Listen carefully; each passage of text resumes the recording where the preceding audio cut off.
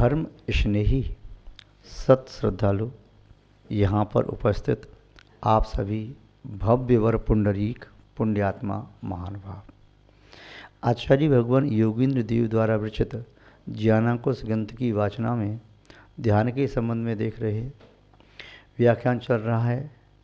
विगत दिवस श्लोक नंबर 16 की व्याख्या देखी, आज श्लोक नंबर 17 की व्याख्या देखें। पहले श्लोक का मंगल में उच्चारण कर लें। शब्दों के मंगल में उच्चारण करने से भी मन में मंगल का आभास होता है, शब्द भी मंगल के कारक होते हैं। उसके बाद शब्दों में भरे हुए रस को देखें।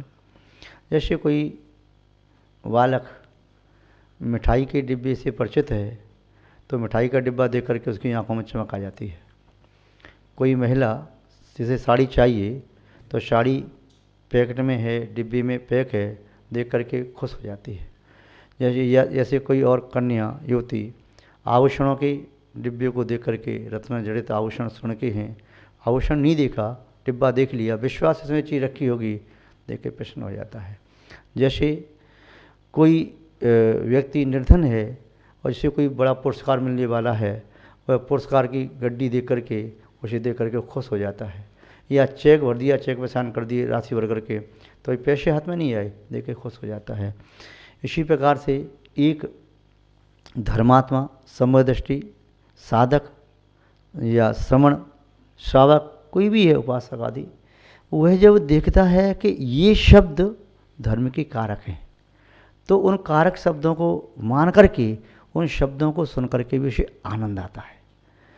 ऐसे ही जब योगी ऐसे शब्दों को सुनता है जिन शब्दों को वह अपनी विशुद्धि में नियामक कारक समझता है, जिन दृश्यों को, धर्म के जिन प्रसंगों को देख करके सोचता है कि ये निस्संदेह मेरे चित्त की संक्लिष्टता को दूर करेंगे, मेरे चित्त में विद्यमान आर्त और ध्यान को दूर करेंगे, तो उन शब्दों को सुनने का इच्छुक रहता है। यदि कदाचित उसे वो नहीं मिल पाता है तो फिर उसे तड़पन और बेचैनी पैदा होती है। पहले जब 1980 के आसपास जब प्रारंभ में टीवी वगैरह प्रारंभ हुआ और सीरियल चलना प्रारंभ हुआ और उस पर कोई प्रसंग जब आते थे रामायण आदि के, तो उसमें ग्रामीण क्षेत्र में जहाँ टीवियाँ सर्वत्र नहीं थीं, तो वहाँ जब जैसे प्रसंग आता था तो उसके सामने बहुत बड़ी लंबी लाइन लग जाती थी। और यदि कोई किसी का रविवार या सोमवार जब भी आता था, कोई दिन चूक जाता था, तो जहाँ भी होता था उस समय उसे याद आती थी अब आ रहा होगा, उसे उड़क होती थी। उसे देख करके उसे ऐसा अंदर लगता था, वाह क्या आनंद आ रहा है, देख करके उसे लगा कि मुझे सब कुछ मिल गया। ऐसे ही योगी को जब संकलिष्टता बनती है तो कहता मुझे कोई स्वाध्याय सुना दो, कोई अब मेरा मन प्रथमा सुनने का है, किसी महापुरुष का जीवन चरित्र सुना दो, किसी एक उपन्यास की शैली में मुझे चरणाने का सुना दो, किसी मुनि महाराज की चर्या के बारे में, कैसे वे व्रतों का, समति का, गुप्ति का पालन करते हैं, 10 धर्म का स्वरूप क्या है, 12 भावना का स्वरूप क्या है, मुझे सुना दो। 22 परी से जय किन मुनराज ने कैसे कैसे जीते, मुझे सुना दो। मुझे तो समाधिमण भाषा बड़ा वाला सुना दो। अरे 12 भावना का सार मुझे सुना दो, बहुत मन कर रहा है, बहुत इच्छा हो रही है, उसे सुन करके बड़ा आनंद आता है। तो कभी कोई कहता है कि आज तो मेरा मन हो रहा है कि मन मेरा चंचल होने की वजह से उसे कुछ खुराक चाहिए, तो कर्णानुयोग का विषय समझाओ कि मेरा मन उसमें ज़्यादा एकाग्र होता है। जैसे आपने पहले बताया था, गुलिस्तान की चर्चा की थी, आपने कर्मप्रति के बारे में बताया था, ये बंद अबंद, बंद विच्छुत्ति, उदय अनुदय, उदय विच्छुत्ति, सत्व असत्व, सत्व विच्छुत्ति, आपने चार्ट बनाया था। और चार्ट मेरे मस्तिष्क में बिल्कुल ऐसे फीड हो गया जैसे कोई व्यक्ति अपना डाटा कंप्यूटर मोबाइल में फीड कर लेता है।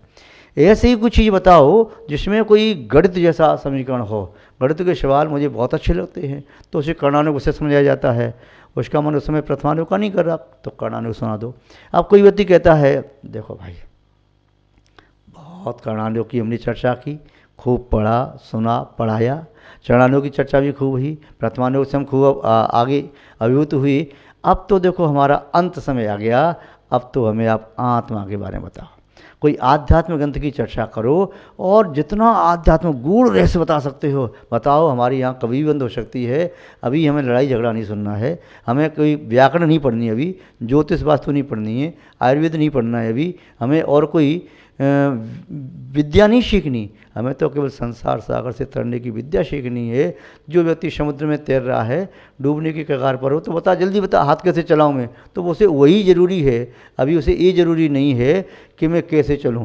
तुम ये बताओ, किनारे पर ऐसे चलना, सीढ़ी पर पैर ऐसे रखना, ऐसे ऊपर चढ़ना, ऐसे रास्ते में चलना, कांटे देख के चलना, कहीं डाली ना हो, कंकड़ पत्थर ना हो, कांटे कील कंकड़ या कांच ना हो, ये व्याख्या उस समय तो मुझे अच्छी लग रही थी, अब तो मुझे बिल्कुल प्योर, बस जैसे कोई घी का घृत का इच्छुक ग्वाला कहता है घी चाहिए, सिर चाहता है घी चाहिए, बोले घी, आप घी की बात करें, मावा खरीदो ना, रबड़ी ले लो, अरे कैसी बात करें, पनीर देखो ना, अरे मलाई बिल्कुल प्योर मलाई, अरे छाछ भी अच्छी है यहाँ की, अरे दूध देखो। वो कहेगा भाई साहब क्षमा करें, मुझे ये सब चीज़ नहीं चाहिए, मुझे केवल घृत चाहिए तो घृत चाहिए। अरे दूध में घी नहीं है क्या, मावे में घी नहीं है क्या, मलाई में घी नहीं है क्या, रबड़ी में घी नहीं है क्या, भाई साहब सब है पर मुझे तो प्योर चाहिए। अरे कैसी बात कर रहे, मैं जब कह रहा घी चाहिए तो शुद्ध घी चाहिए, अशुद्ध भी नहीं चाहिए। चल मैं तुझे भैंस देता हूँ, मुझे भैंस नहीं चाहिए, अरे भैंस दूध देगी, दूध में से घी निकल आएगा, भाई साहब मेरे पास इतना समय नहीं है कि मैं भैंस को पहले चरा खिलाऊँ पिलाऊँ, जब वो भैंस प्रसूति पर आई, जब वह दूध देना प्रारंभ करी, जब मैं दूध निकालूंगा फिर मैं, मुझे तो आज घी चाहिए। जैसे कोई व्यापारी कहता है चना चाहिए, गेहूँ चाहिए, जो चाहिए तो मुझे आज चाहिए, नहीं मैं खेती दे देता हूँ आपके नाम, 100 बीघा खेत कर देता हूँ, उसमें खेती कर, क्षमा करो मुझे नहीं चाहिए। ऐसे ही वृद्ध अवस्था में समाधि का इच्छुक साधक कहता है बस अभी तो मुझे आत्म ध्यान करना है, वही चर्चा सुनना है, उसी में आनंद आता है, बस वही चाहिए। कनक पाषाण में से मैं सोना नहीं निकाल पाऊंगा, अभी तो शुद्ध सोना चाहिए जिसको पिघला करके आभूषण बना सकूं। और अब तो मुझे शुद्ध सोना भी नहीं, बने बनाए आभूषण चाहिए। मुझे हीरे की खदान नहीं चाहिए और कच्चा पक्का हीरा खोजना नहीं है, मुझे तो तराशा हुआ हीरा, शुद्ध हीरा चाहिए, आभूषण में जड़ा हुआ, जिसका मैं सीधा सीधा प्रयोग कर सकूं, बस आंख बंद करके उसका ध्यान चिंतन कर सकूं। वो पहले तो आप कहते थे मुझे कहानी अच्छी लगती है, मुझे कहानी सुनाओ, हाँ मैं कहता था, दादू से भी कहता था कहानी सुनाओ, मैं अपनी नानी से भी कहता था, दादी से कहता था, वो जब ज़माना बचपन का था, अब 55 भी पार हो गया, अब कहानी नहीं, अब उन कहानी को मैंने जीवन में धारण कर लिया, मैं स्वयं कहानी बनने जा रहा हूँ। पहले तो आप कहते थे हमें घटित का बताओ, ये हमें कर्मकांड जीवकांड धवला जी पढ़ाओ, अब क्या हो गया, अब बस जो हो चुका सो हो गया। देखो शिखर जी जाने वाला व्यक्ति जब दिल्ली से या मथुरा से या जहाँ से भी कानपुर से बैठता है तो वह ट्रेन की टिकट लेता है, किंतु जब पार्टनर से पहुँच जाता है तो टिकट ट्रेन की तो वापस कर देता है, किसी ऑटो टैक्सी को पकड़ता है। अब मुझे ट्रेन की टिकट नहीं चाहिए, मुझे तो सीधे ऑटो टैक्सी चाहिए जहाँ सीधे पहुँच जाऊँ, मेरा गंतव्य सामने दिखाई दे रहा है बस। और ज़्यादा चर्चा भी नहीं करना, मौन रहना, मस्त रहना। आचार्य महोदय यही बता रहे हैं कि वह क्या करता है योगी, तो इस श्लोक में कह रहे हैं तस्मात् कर्म परित्यज्य स्वात्म तत्व समाचरित आचरितात्म तत्वस्य स्वयमेव परो भवेत्। तस्मात् कर्म परित्यज्य, इसलिए सभी प्रकार के कर्मों का त्याग कर दो। वाह, पहले तो आप ही कहते थे पाप को छोड़ो पुण्य करो, पाप को छोड़ो पुण्य करो, आचार्य ने पुण्य की आज्ञा दी है, चाहे पद्म पुराण में, चाहे हरिवंश पुराण में, चाहे जिनसेनाचार्य आदि पुराण में, चाहे अन्य प्रथमानुग शास्त्रों में, चाहे चरणानुग शास्त्रों में, पुण्यम कुरुष्व इत्यादि शब्द पढ़ाते थे आप। अब क्या हो गया, हाँ जब पाप से बचने के लिए पुण्य का सहारा लिया जाता है, पाप से बचने के लिए पुण्य का सहारा लिया जाता है। पहले सामने शत्रु वार कर रहा है तो शत्रु से बचने के लिए तलवार हाथ में ली जाती है, और जब अपनी तलवार काम नहीं कर रही हो तो फिर दोनों हाथों में ढाल उठा करके तलवार से बचाव किया जाता है। जब सामने शत्रु ही नहीं है, तलवार भी नहीं है, तो ढाल को सिर पर लाद के क्या करेंगे, अब तो ढाल भी अलग रख दो, तलवार रख दो, चैन से बैठ जाओ। जब शत्रु नहीं होता है तो फिर ढाल हाथ में, सिर पर, पीठ पे आगे बांध के चला नहीं जाता, शांति बैठ जाता है। ऐसे ही अब मुझे कर्मों को नष्ट करना है, अब पुण्य से भी राग नहीं रहा, अब मुझे किसी से राग नहीं रहा, अब तो बस विरागता के साथ वीतरागता को प्राप्त करने के लिए मेरी पहुंच है। पहले बालक अलमारी के पहले खंड तक नहीं पहुंच पा रहा था, खिसक खिसक के गया, पहुंच गया। अब बड़ा हो गया, दूसरे खंड, तीसरे खंड, अंतिम खंड तक पहुंच गया। अब नीचे खंड में रखी वस्तु को लेने की इच्छा नहीं, उसके ऊपर क्या रखा है हाथ बढ़ा के उचका करके उसे छूने की कोशिश कर रहा है। ऐसे ही जो वृद्ध अवस्था में समाधि को प्राप्त करने की कोशिश करता है, परिणाम को अनुकूल बनाने का भाव रखता है, उसके लिए आचरण होते यही कह रहे हैं, तस्मात् कर्म परित्यज्य, अपने कर्मों का परित्याग करो।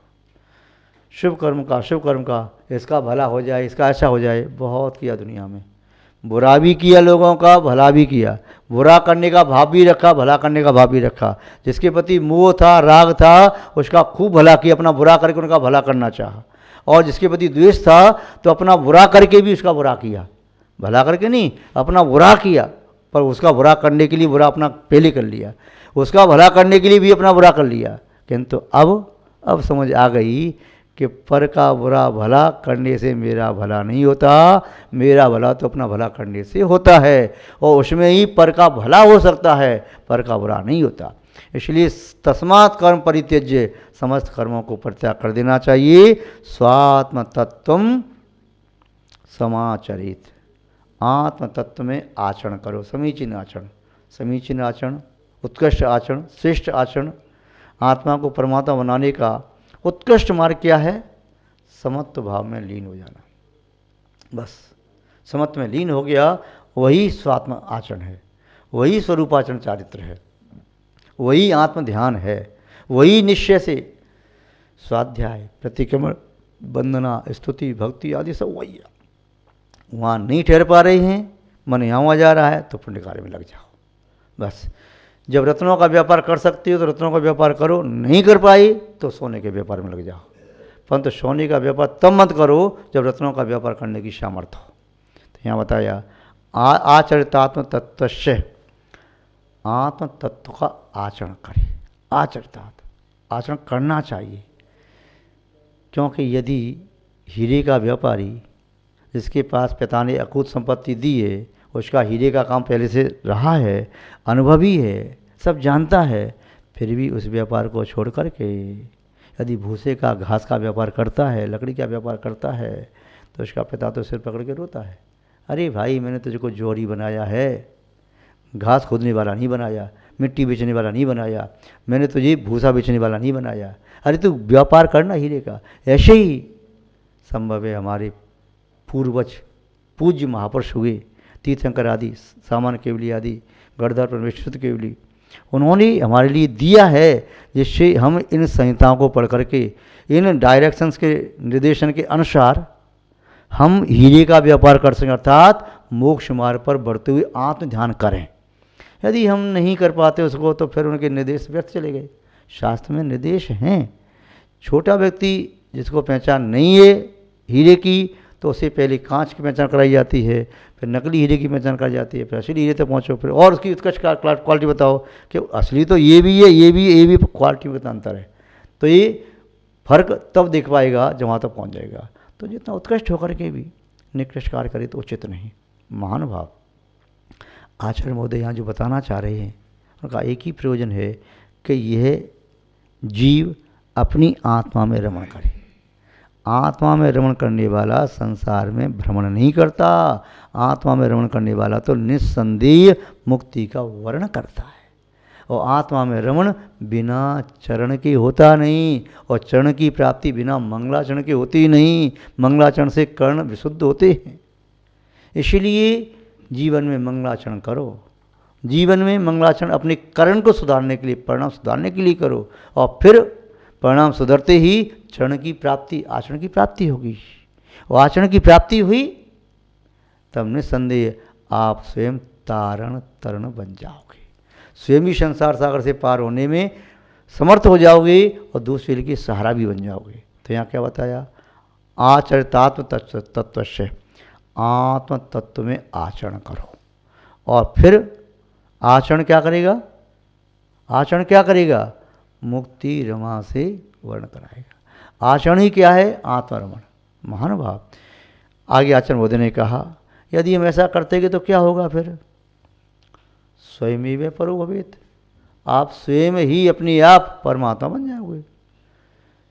सिद्ध बनने के लिए अनंत बनने तक तो प्रयास किया जाता है। अब अनंत से सिद्ध बनने के लिए क्या प्रयास किया जाता है? अपने आप ऑटोमेटिक हो जाता है। जैसे किसान खेत में बीज बोता है, उसने पौधा लगाया, कोई भी लगाया, आम का, चाहे सेब का, चाहे मौसमी का, अनार का, जो कोई लगाता है वह, तो पौधा लगाने तो उसका पुरुषार्थ है। पेड़ बड़ा हो गया, पानी दे रहा, खाद दे रहा, जल सिंचन सब, जलवायु पर्याप्त है। अब पेड़ में से पुष्प को खींच नहीं सकता, अब इंतजारी करनी पड़ेगी। पुष्प आ गए तो पुष्प में से फल को यूँ खींच नहीं सकता, अपने आप आएंगे। संसार में भी कुछ प्रक्रिया पुरुषार्थ गम्य होती है तो कुछ प्रक्रिया स्वभाव से होती है। संसार वृद्धि के लिए कोई भी दंपति प्रारंभ का पुरुषार्थ करते हैं, बाद में 9 मास की प्रतीक्षा में वह कार्य ऑटोमेटिक अपने आप होता है, इन्हें कुछ नहीं करना। ऐसे ही मोक्ष मार्ग में भी प्रारंभ में पुरुषार्थ उस योगी को, यति को, श्रमण को, उपासक को करना होता है, बाद में आत्मा में रमण करते हुए पुरुषार्थ करना नहीं पड़ता, स्वयं ही आत्मा परमात्मा बनती है। जैसे कनक पाषाण में से सोना निकाला तो पहले पत्थर को जला दिया, सोना रह गया, उस सोने को भी तपा लिया, शुद्ध सोना बन गया।